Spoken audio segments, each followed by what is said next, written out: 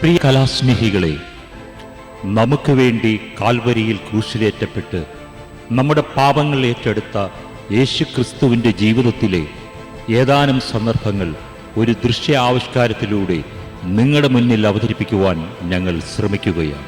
ഏവരുടെയും പ്രോത്സാഹനവും പ്രാർത്ഥനകളും ആഗ്രഹിച്ചുകൊണ്ട് പാളയം വാർഡ് അവതരിപ്പിക്കുന്നു 30 വെള്ളിക്കാശ്.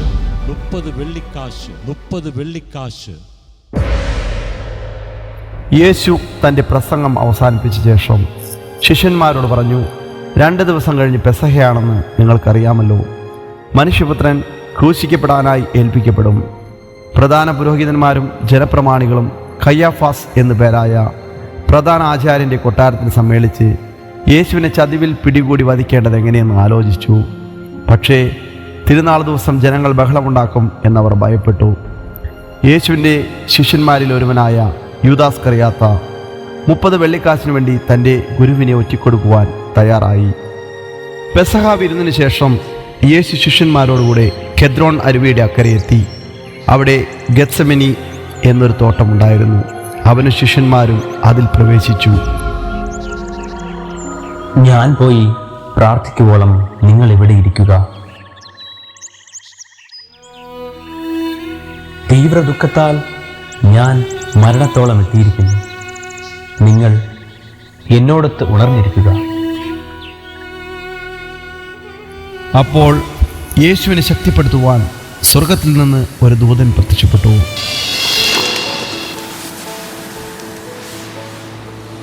യേശു തീവ്രവേദനയിൽ മുഴുകി കൂടുതൽ തീക്ഷ്ണമായി പ്രാർത്ഥിച്ചു.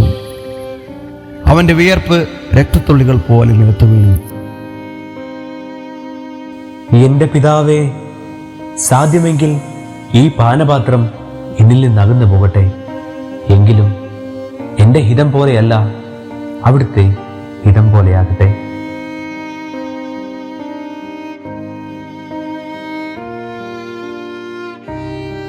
എന്നോടുകൂടെ 1 മണിക്കൂർ ഉണർന്നിരിക്കാൻ നിങ്ങൾക്ക് കഴിഞ്ഞില്ലേ? പ്രലോഭനത്തിൽ അകപ്പെടാതിരിക്കാൻ നിങ്ങൾ ഉണർന്നിരുന്ന് പ്രാർത്ഥിക്കുവിൻ. ആത്മാവ് സന്നദ്ധമെങ്കിലും ശരീരം ബലഹീനമാണ്.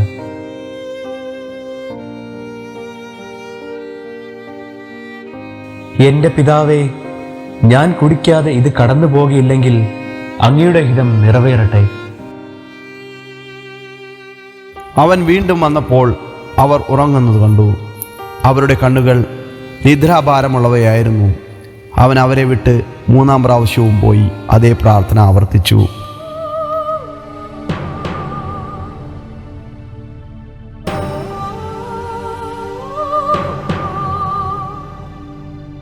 നിങ്ങളിപ്പോഴും ഉറങ്ങി വിശ്രമിക്കുന്നുവോ? ഇതാ സമയം അടുത്തെത്തിയിരിക്കുന്നു. മനുഷ്യപുത്രൻ പാപികളുടെ കൈകളിൽ ഏൽപ്പിക്കപ്പെടുന്നു. എഴുന്നേൽക്കുവിൻ, നമുക്ക് പോകാം.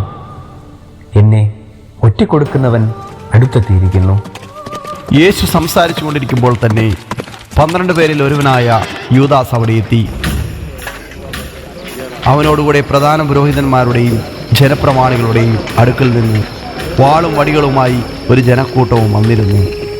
ഒറ്റുകാരൻ അവർക്ക് ഈ അടയാളം നൽകിയിരുന്നു: ഞാൻ ആരെ ചുംബിക്കുന്നുവോ അവൻ തന്നെ, അവനെ പിടിച്ചുകൊള്ളുക. നിങ്ങൾ ആരെയാണ് അന്വേഷിക്കുന്നത്? നസ്രായനായ യേശുവിനെ. അത് ഞാനാണ്.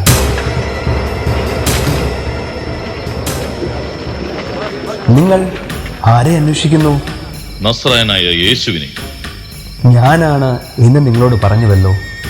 നിങ്ങൾ എന്നെയാണ് അന്വേഷിക്കുന്നതെങ്കിൽ അവർ പൊയ്ക്കൊള്ളട്ടെ. ഗുരു, സുസ്തി.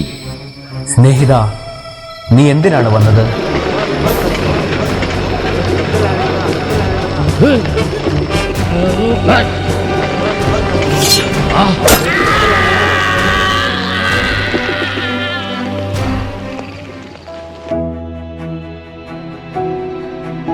വാൾ ഉറയിലിടുക.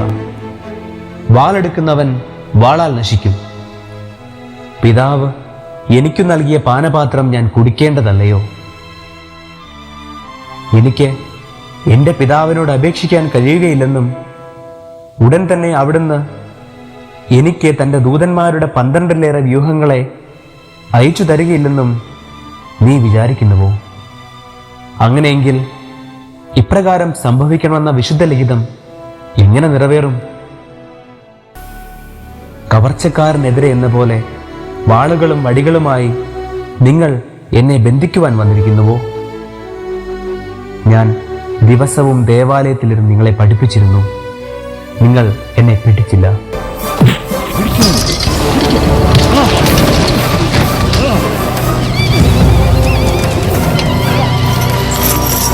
പ്രവാചകന്മാരുടെ ലിഖിതങ്ങൾ പൂർത്തിയാകുവാൻ വേണ്ടിയാണ് ഇതൊക്കെയും സംഭവിച്ചത്. അപ്പോൾ ശിഷ്യന്മാരെല്ലാവരും അവനെ വിട്ട് ഓടിപ്പോയി.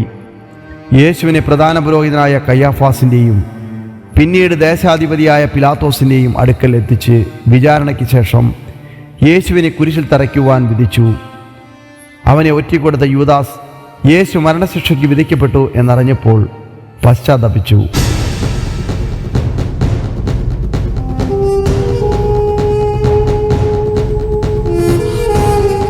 നിഷ്കളങ്ക രക്തത്തെ ഒറ്റിക്കൊടുത്തു ഞാൻ പാപം ചെയ്തിരിക്കുന്നു. നീതിമാനായ എന്റെ ഗുരുവിനെ ഞാൻ വഞ്ചിച്ചു. ഇനി ഒരു നിമിഷം പോലും എനിക്ക് സ്വസ്ഥതയില്ല. എന്റെ പാപം എന്നെ വേട്ടയാടുന്നു. അതിന് ഞങ്ങൾക്കെന്ത്? അത് നിന്റെ കാര്യമാണ്. ഇതാ നിങ്ങൾ എന്റെ ഗുരുവിനിട്ട വില 30 നാണയങ്ങൾ. ഇത് നിങ്ങൾ തന്നെ എടുത്തുകൊള്ളൂ. എനിക്ക് എന്റെ ഗുരുവിനെ വേണം. യൂദന്മാരുടെ രാജാവിനെ, ഇസ്രായേലിന്റെ രക്ഷകനെ എനിക്ക് വേണം. പകരം നിങ്ങൾക്ക് എന്റെ ജീവൻ എടുക്കാം. എന്നെ നിങ്ങൾ കുരിശിൽ തറച്ചുകൊള്ളൂ.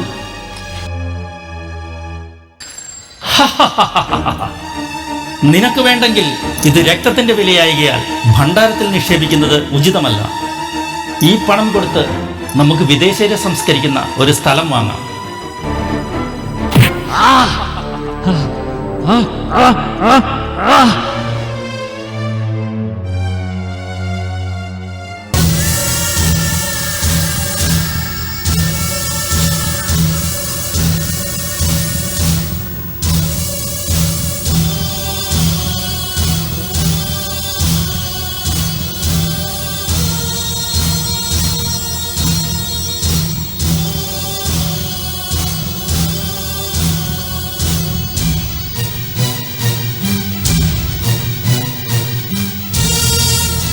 ഭ്രാന്തനെ എറിഞ്ഞു കൊല്ലണം, കല്ലെറിഞ്ഞു കൊല്ലണം. ഇവൻ യേശുവിനെ ഒറ്റിക്കൊടുത്തവനല്ലേ? ഭ്രാന്തൻ അവനെ കൊല്ലണം. ഈ ഭ്രാന്തനെ എറിഞ്ഞു കൊല്ലണം, കല്ലെറിഞ്ഞു കൊല്ലണം.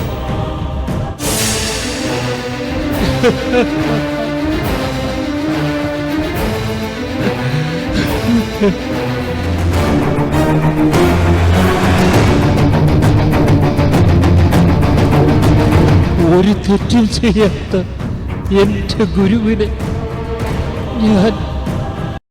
ഞാൻ ഇനി ജീവിക്കാൻ പാടില്ല.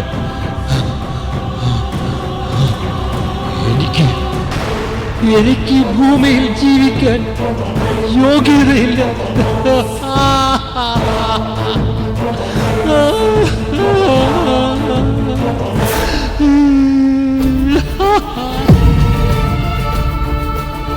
മരിക്കണം. എന്റെ ഗുരുവിന് വേണ്ടി എനിക്ക് മരിക്കണം.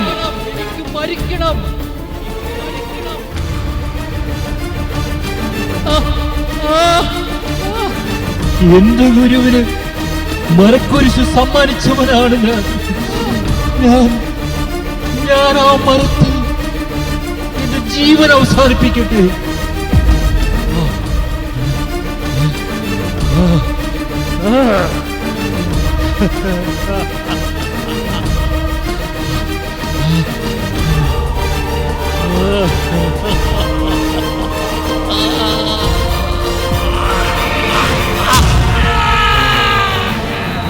മുപ്പത് വെള്ളിക്കാശിന് വേണ്ടി തന്റെ ഗുരുവിനെ വെട്ടിക്കൊടുത്തവൻ മാനസാന്തരത്തിനപ്പുറമുള്ള മരണത്തെ സ്വയം കൊല്ലുവിൻ. ആ സ്ഥലം ഇന്നും രക്തത്തിൻ്റെ പറമ്പ് എന്നറിയപ്പെടുന്നു. പ്രവാചകനായ ജെറമ്യാ വഴി അരുൾ ചെയ്യപ്പെട്ടത് അപ്പോൾ പൂർത്തിയായി.